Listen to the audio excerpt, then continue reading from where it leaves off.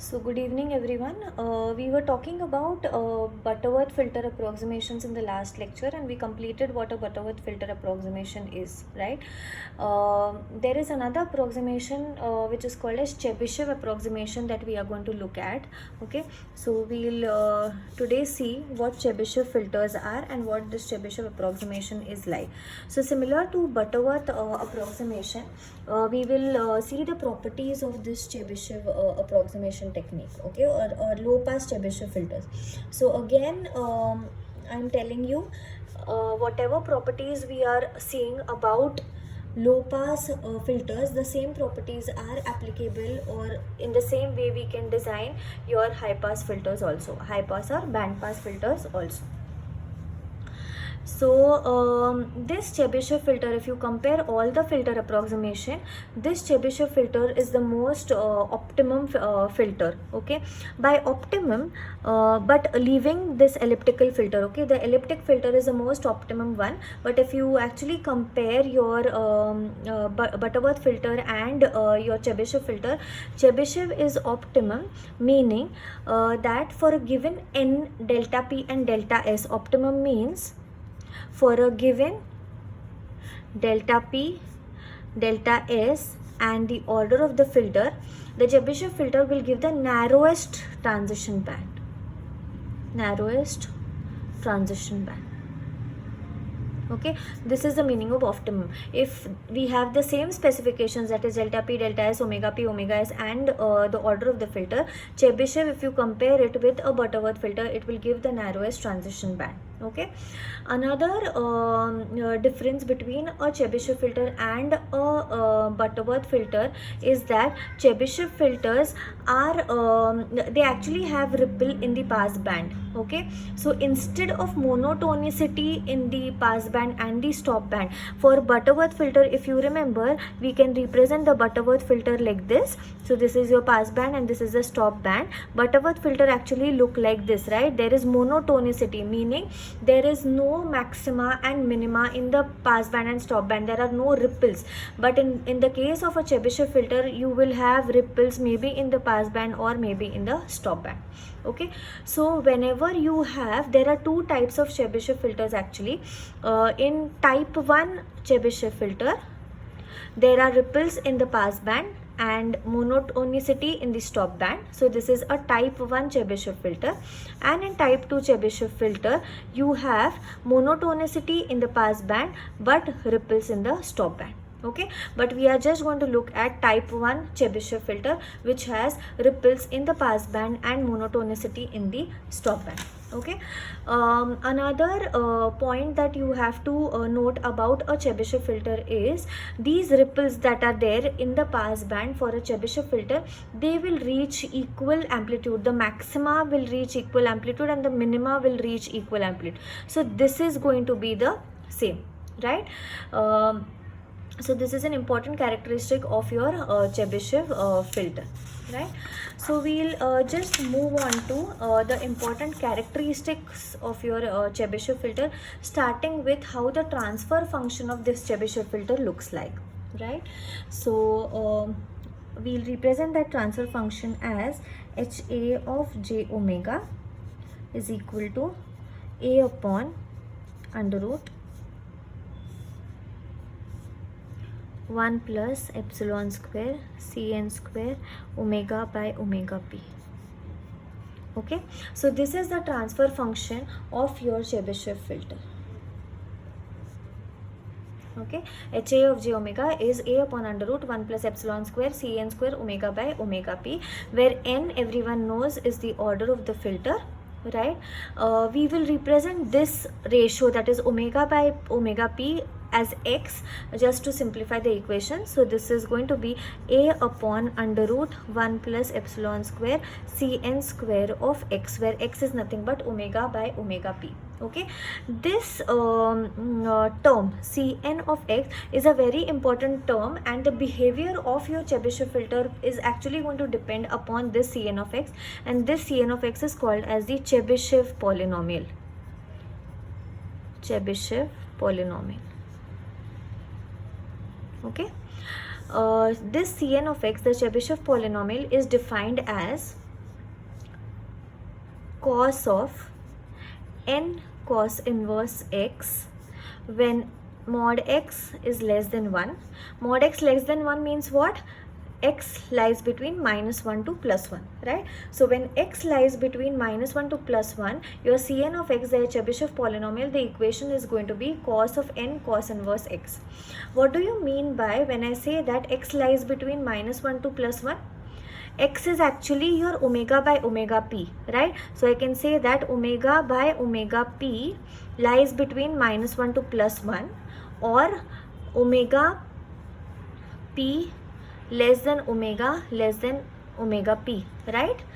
That means omega lies between minus omega p to plus omega p. And what is this omega p actually? Omega p is nothing but the pass band H frequency that you are talking about, right? So so this is actually the pass band. Normally you must be getting confused about this minus sign over here.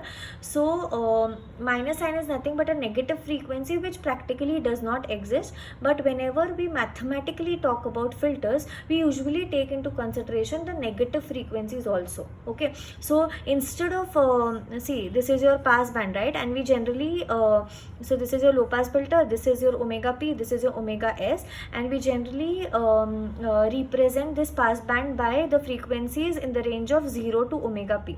Okay, but mathematically you also consider the negative frequencies. So this is your minus omega p. So your low pass filter actually looks like this. So you also have negative frequencies with you. Okay, so this is your low pass filter with this negative frequency. So all the frequencies between minus omega p to omega p is nothing but your pass band. Okay, so this actually represents your pass band, and in the pass band the value of Cn of x is cos of n cos inverse x, where n is nothing but the order of the filter. Everywhere else, that is for x greater than 1, the value of this is nothing but cos obviously loses its meaning beyond -1 and +1. Everyone knows cosine will lose its meaning, and then you will have to consider cos h, that is hyperbolic cos n cos h inverse x. Okay, so as so this is for cos of n cos inverse x is for mod x less than 1, or in the pass band the value is this, and beyond x greater than 1 cosine will lose its meaning, and therefore I have a hyperbolic cos inverse x.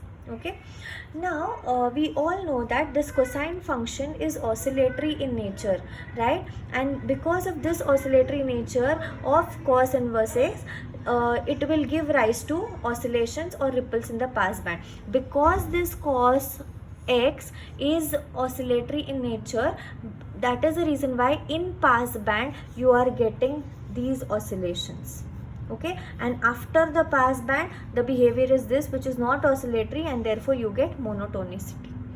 Okay, so this is what is your the main definition, or the main terms which will define the behavior of your Chebyshev filter.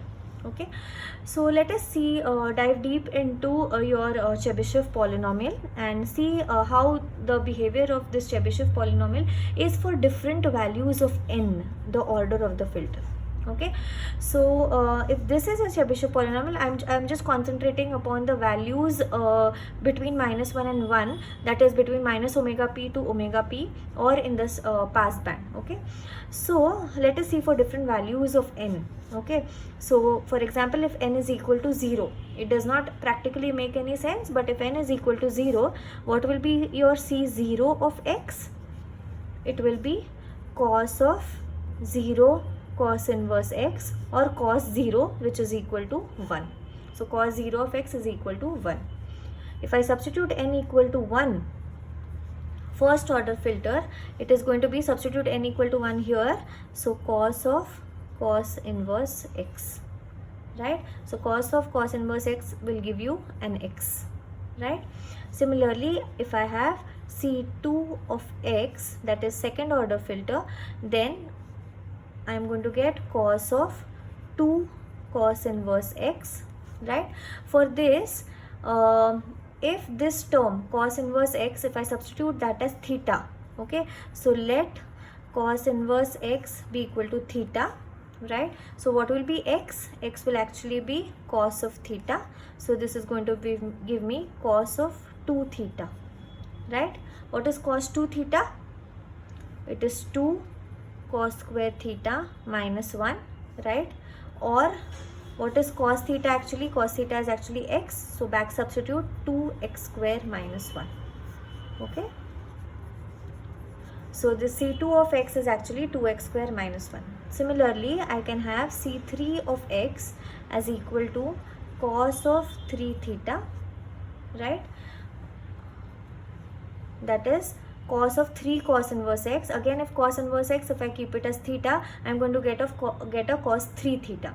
What is the formula for cos 3 theta? It is 4 cos cube theta minus 3 cos theta, right? What was cos theta? It was equal to x. So I'm going to get here 4x cube minus 3x. Okay, this is for C3 of x, right? But this obviously does not mean that I need to remember all the multiple angle formulae, right? So there is a simple recurrence relationship which will help you find out Cn of x for higher orders of n, right? So this recurrent relationship is actually cos of n theta plus cos of n minus 2 theta is equal to 2 cos theta into cos of n minus 1 theta. Okay, so this is the recurrent relationship that you need to remember. Okay, so this is actually cos n theta is what? Cn of x, right? Cos n theta is actually cos of cos n, theta is cos inverse x, right? So cos n cos inverse x, cos of n cos inverse x is nothing but Cn of x. So I can write this as Cn of x is equal to cos theta is nothing but x. So I can write this as 2x into, this is what?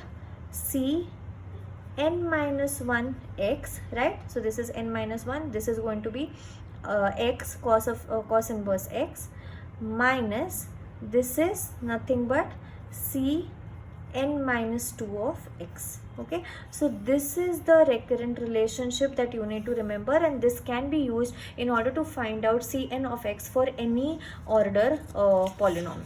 Okay, so I'll just keep this as a reference and move on to the next page. Yeah, okay, so for example, using this formula I want to find out C3 of x. So what will be C3 of x is actually 2x into Cn minus 1. So 3 minus 1, which is 2x, minus C n minus 3. 3 minus 2 is n minus 2, that is 3 minus 2, which is 1x, which will give me 2x into C2 of x I already got, which was 2x square. So 2x into 2x square minus 1, minus what is C1 of x? C1 of x was x. So that will give me 4x cube minus 2x minus x, which is nothing but 4x cube minus 3x. So this is what I got over here also. Okay, so with this multiple angle formula I can find out any Chebyshev polynomial for any order. Similarly, what will be C4 of x? C4 of x is going to be 2x C n minus 1, that is 4 minus 1, which is 3 of x, minus C n minus 2, which is 4 minus 2, 2 of x. Okay, so that is going to give me 2x into C3 was 4x cube minus 3x, minus C2 of x was 2x square minus 1, so 2x square minus 1. So that will give me 8x raised to 4 minus 6x square minus 2x square. So that was going to give me 8x square plus 1. Okay, so this is your C4 of x. Okay, if you collect all of these together, right, just we'll collect all the Cn. C0 of x was 1, right? C1 of x was x, C2 of x was 2x square minus 1. C3 of x was 4x cube minus 3x, and C4 of x was this 8x raised to 4 minus 8x square plus 1, right? So you have a pattern over here. If you notice, you have a pattern over here. If you see, if the order is odd, then the polynomial itself is odd. See, for odd orders, for example, C1 of x, C3 of x, the polynomial is odd. C1 of x was x and C3 of x was 4x cube minus 3x, right? And if the polynomial is even, then the if order is even, the polynomial is also even. For example, C2 of x, the polynomial is even. C4 of x, the polynomial is also even. Okay, so if n is odd, then if n is odd, then the polynomial is also odd.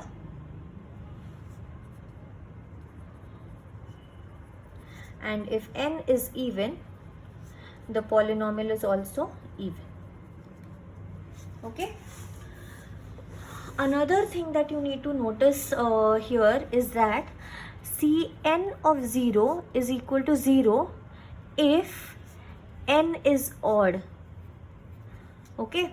If I substitute, if I consider n is odd, that is, for example, C1 of x and C3 of x, if I substitute x equal to, x is 0 here, if I substitute x, then it is going to be 0. See, this is going to give you a 0, and if I substitute x equal to 0 here, this is also going to give me a 0, right? So Cn of 0 is 0 if n is odd, and it is equal to plus or minus 1 if n is even. Okay, so for example, C2 of x, it is 2x square minus 1. If I substitute x equal to 0, I'm going to get a minus 1. But here C4 of x is 8x raised to 4 minus 8x square plus 1. If I substitute x equal to 0 here, it is going to give me a plus 1. Okay, so Cn of x is equal to 0 if n is odd, and it is equal to plus or minus 1 if n is even. So this you have to remember. Okay.